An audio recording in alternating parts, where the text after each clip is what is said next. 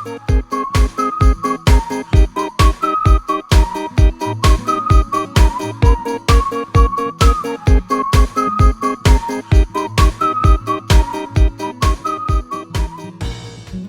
చేతి వంటలో ఈరోజు రాయలసీమ రసం పొడి ఎలా తయారు చేయాలో చూద్దాం. దానికి కావాల్సిన పదార్థాలు: ఎండుమిర్చి 10, కందిపప్పు 3 టీ స్పూన్లు, మినప్పప్పు 3 టీ స్పూన్లు, జీలకర్ర 1 టీ స్పూన్, పచ్చిశనగపప్పు 3 టీ స్పూన్లు, వెల్లుల్లి రెబ్బలు 10. ఇప్పుడు ప్రిపరేషన్ చూద్దాం. ముందుగా స్టవ్ వెలిగించి మూకుడు పెట్టుకుని అందులో ఒక హాఫ్ టీ స్పూన్ లైట్గా ఆయిల్ వేసి అందులో కందిపప్పుని ఫస్ట్ దోరగా వేయించుకుని పక్కకు తీసుకోవాలి.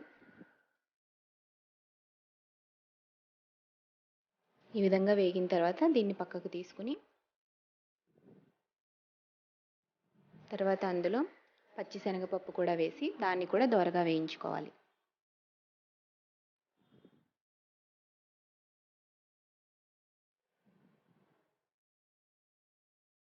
ఇప్పుడు అందులో మినపప్పుని వేయించుకుందాం.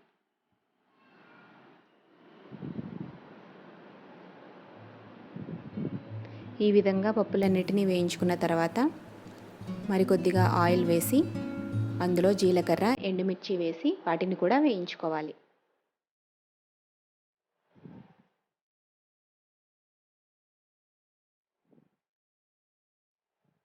ఇలా 1 మినిట్ పాటు వేయించుకున్న తర్వాత దాన్ని కూడా పక్కకు తీసుకోవాలి.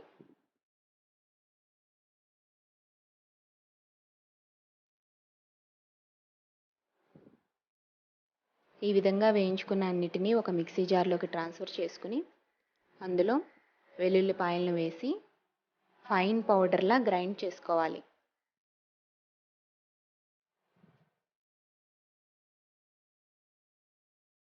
ఈ విధంగా గ్రైండ్ చేసుకున్న పొడిని రసం కాసుకునేటప్పుడు చివరగా 1 టీ స్పూన్ వేసి మరిగించుకుని ఆఫ్ చేసుకుంటే ఎంతో టేస్టీగా ఉంటుంది.